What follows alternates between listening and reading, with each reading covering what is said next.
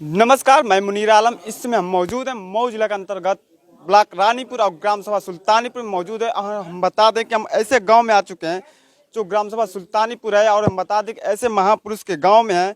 और उस परिवार का घर ये देख सकते हैं जो कि सुभाष चंद्र बोस के साथ रहे हैं। और हम बता दें कि 1919 तक जितने भी आंदोलन हुए सभी आंदोलन में भाग लिया। और हम बता दें कि वो जेल भी जा चुके हैं, लेकिन उनके परिवार का आज स्थिति ये देख सकते हैं, उनका घर देख सकते हैं।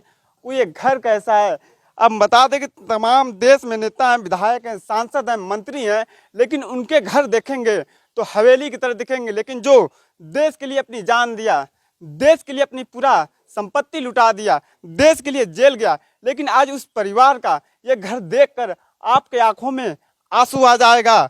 हम बता दें, आइए इनसे बात करते हैं और जानने की कोशिश करेंगे किस तरह इस परिवार के लोग इस घर में रहते हैं, और उनके बारे में जानने की भी कोशिश करेंगे। पहले तो आइए, कुछ लोग हमारे पास मौजूद हैं, उनसे हम बात करेंगे। चाचा, जो ये बाल कृष्ण जी थे, जो बताया जाता स्वतंत्र संग्राम सेनानी थे, और इन्होंने देश में काफी योगदान दिया, अपने संपत्ति, अपने जान, अपने पूरी जिंदगी उसमें परिवार के बर्बाद कर देना, अपने परिवार के बर्बाद कर देना। राजनीति में रोज सरकार का वारंट घूमा उनके पीछे, अंडरग्राउंड रहना। लेकिन आज भारत आज़ाद भर क्यों ना पूछत है। आजकल के नेता हम के अपने लड़का के पतु के सबके नेता बना देते, हम देखल न जाता है। ऐसा ऐसा त्याग इनके एक पैसा फुटैया कौड़ी ना देना मदद इनके देखल जाता है इनका पोजीशन। उनके बारे में कुछ बताइए, कैसे थे और कितने जज्बे वाले थे। वो बहुत जज्बा वाले नेता रहना। वो कमलापत त्रिपाठी, चंद्रभान गुप्ता एक कटघरी का नेता रहना, ये लाइन वाले रहना। मेरठ कॉन्फ्रेंस में उनके जाए रहा सन 42 में, वही समय बीमार पड़ने मर गए। वही में अकबक करें हमको मेरठ जाना है कॉन्फ्रेंस में, अब बेचारे मर गए हैं। एक क्लास का नेता रहना। उनकी जैसे जब उनके परिवार को कुछ नहीं दिया सरकार, कोई सरकार भी, सब अपने घर भारत रह गया।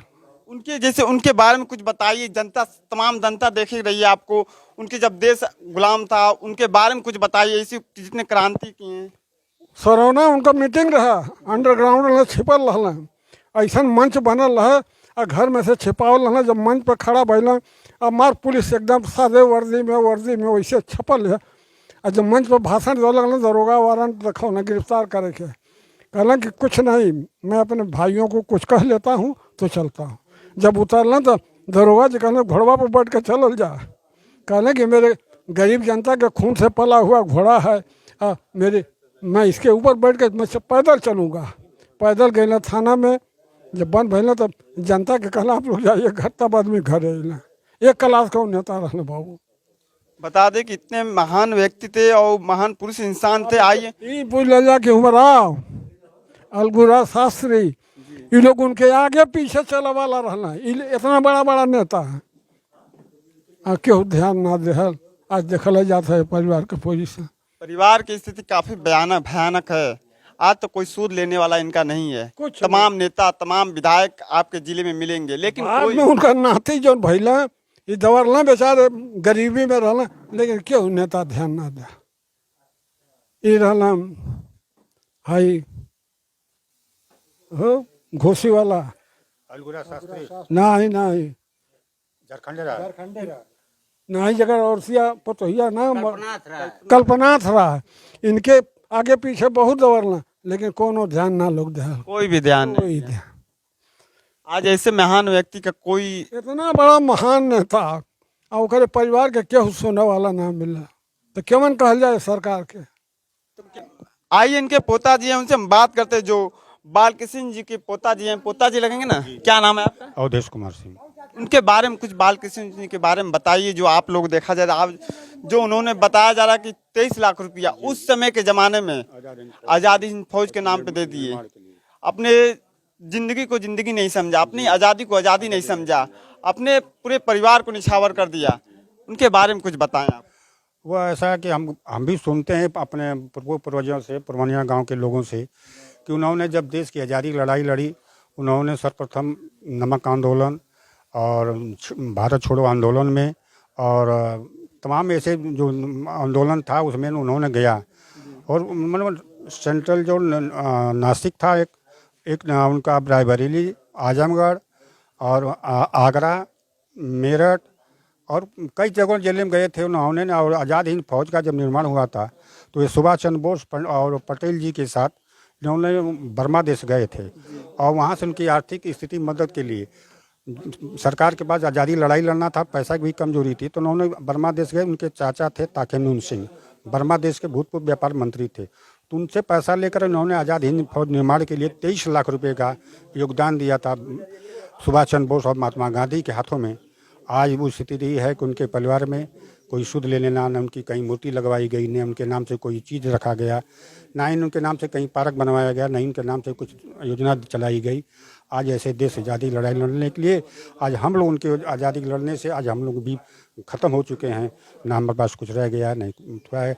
इसलिए हम कह रहे हैं, सरकार से मांग कर रहे हैं कि कम से कम कुछ ना करे तो उनकी एक मूर्ति तो कहीं न कहीं लगवाई दे, ताकि हम लोग ये देखें कि हमारे पूर्वजों ने कुछ किया है देश के लिए। ये हमारी सरकार से मांग है। बता दें, ये सरकार इनके परिवार की मांग है, कम से कम कुछ ना हमारे लिए करे तो उनकी एक कम से कम मूर्ति लगवा दे, जिसको देख कर लोग जाने कि हाँ, सन 1919 से इन्होंने देश के आज़ादी को लेकर कितने आंदोलन में भाग लिए, देश के लिए कितने कष्ट सहे, लेकिन तमाम सरकारें आई गईं, लेकिन ऐसा कोई अब तक कोई कुछ कार्य नहीं किया। वर्तमान सरकार में जो है, अभी तक देखा जा रहा है कि उत्तर प्रदेश में योगी की सरकार है, पूरे देश में प्रधानमंत्री नरेंद्र मोदी की सरकार है, बीजेपी की सरकार जिससे चल, उनसे क्या मांग कर रहे हैं?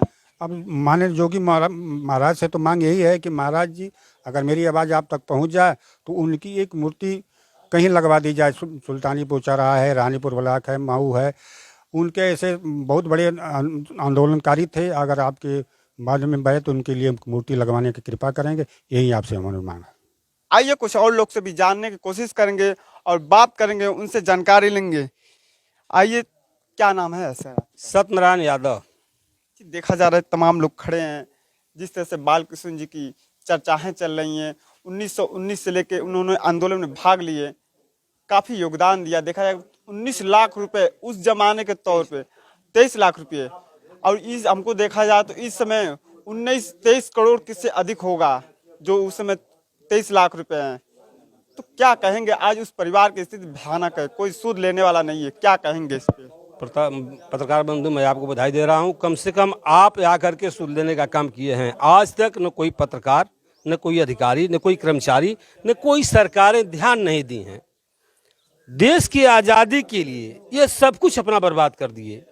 मैं सुना हूं पूर्वजों से कि इनके पास हीरा जवाहरात की दुकान हुआ करती थी, और वैसे संपन्न व्यक्ति, जब सारे लोग गरीब थे तब ये संपन्न थे, वेल क्वालिफाई थे। देश की स्वतंत्रता के लिए सारा कुछ बर्बाद कर दिया।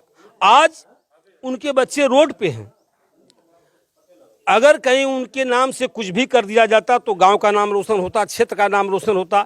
कम से कम जो महान सपूत देश की आज़ादी के लिए सब कुछ बर्बाद कर दिया, अपने को न्यौछावर कर दिया, वो टॉप लीडरों में से थे। जैसे लोग बतलाए, सुभाष चंद्र बोस रहे हों, अलगुला शास्त्री रहे हों, उस कैटेगरी के नेता थे। कहीं वो जीवित रहते, जब देश हमारा आजाद हुआ थोड़ा पहले चले गए, वो जीवित रहते तो वो मुख्यमंत्री बनते उत्तर प्रदेश के।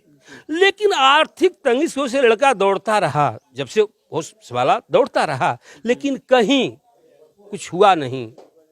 मैं आपसे निवेदन कर रहा हूं कि अपनी लेखनी के माध्यम से, अपने पत्रकारिता के माध्यम से यह सरकार तक बात पहुंचाई जाए। सरकार से भी निवेदन कर रहा हूं कि इस जर्जर, इस गरीब, इस असहाय परिवार की हर संभव मदद किया जाए। और उनके नाम स्टैचू की बात है, तमाम जमीनें हैं, कहीं लगवा दिया जाए। उसमें गांव का नाम गौरव बढ़ेगा, देश का गौरव बढ़ेगा, क्षेत्र का गौरव बढ़ेगा। और जो कुछ आप पूछिए। और कभी ऐसा नहीं हुआ कि किसी नेता के यहाँ गए हों कुछ कहने के लिए, चाहे मूर्ति लगाने के लिए, कहने के लिए? देखा जाता है तमाम इस जिले में नेता, विधायक, मंत्री भी जिले के हैं, देखा जा रहा है। महोदय, मैं दिखा रहा हूँ लेटर, होम मिनिस्ट्रालय को आपने लिखित दिया है, और होम मिनिस्ट्रालय लिख कर दिया कि ऐसा कोई प्रावधान नहीं है कि उनकी मूर्ति लगवाई जाए। जबकि सोल्जर बोर्ड से प्रमाण पत्र दिए हैं, कोई स्वतंत्रता संग्राम सेनानी हैं, लेकिन होम मिनिस्ट्रालय से लिख कराया है कि ऐसी कोई व्यवस्था नहीं है। अभी हम बता दें कि अभी ये पैसे वाले रहते हैं, और कोई इनके घर में नेता होता बड़े लेवल पे, तो इसको कुछ कहने की जरूरत नहीं, कोई ना लेटर देने की जरूरत है, ऐसी स्टैचू बना के लगा दिया जाता। लेकिन क्या करे, इनकी पारिवारिक स्थिति तंगी देखकर आप अंदाजा लगा सकते हैं, ना तो ये पैसा देने के लायक है, ना इनके घर में कोई बड़ा नेता है। और ये आइए दिखाते हैं इनके घर की हालत क्या स्थिति है। आपको ये घर का हालत देखकर आपके आंखों में आंसू आ जाएंगे। ये घर की स्थिति आप थोड़ा हम कैमरामैन से चाहेंगे कि दिखाएं, और किस तरह ये घर है, अब कैसा ये घर है, जो कि आप घर को देख कर अंदाजा लगा सकते हैं जैसे कि जैसे बरसात आएगा वैसे ये घर गिर जाएगा। और देख घर में कितने दरारें हो चुके हैं, जितने कि किसी खेत में जब सूखा पड़ता है तो उतनी दरारें खेत में नहीं होती हैं, उतनी दरारें इस छत में हो चुकी हैं। और आइए हम और दिखाते हैं एक घर, तो इसके अंदर जाएंगे तो और तमाम तरीके से उसके अंदर घास भूसा जम के उसके नीचे आने लगे। लेकिन ये परिवार किस तरह इस घर में गुजारा करता होगा और किस तरह रहता होगा। एक हम बता दें कि जो देश के लिए शहीद हुआ हो, जो देश के लिए अपनी पूरी संपत्ति परिवार को निछावर कर दिया हो, आज उस परिवार की स्थिति ये इतनी बदतर हालत में है। उस नेताओं, उन मंत्रियों, उन प्रधानमंत्री और उन मुख्यमंत्री के गाल पे ये तमाचा है कि आज जो देश के लिए शहीद हो, देश के लिए अपने जिंदगी के योगदान में पूरा तब्दील कर दिया हो, लेकिन आज परिवार की स्थिति ऐसी है। ये देश के लिए और इस उत्तर प्रदेश के लिए और इस जिले के लिए बहुत दुर्भाग्य की बात है। और इसी तरह अलग अलग जगहों से अलग अलग हम वीडियो दिखाते रहेंगे। तब तक के लिए नमस्कार।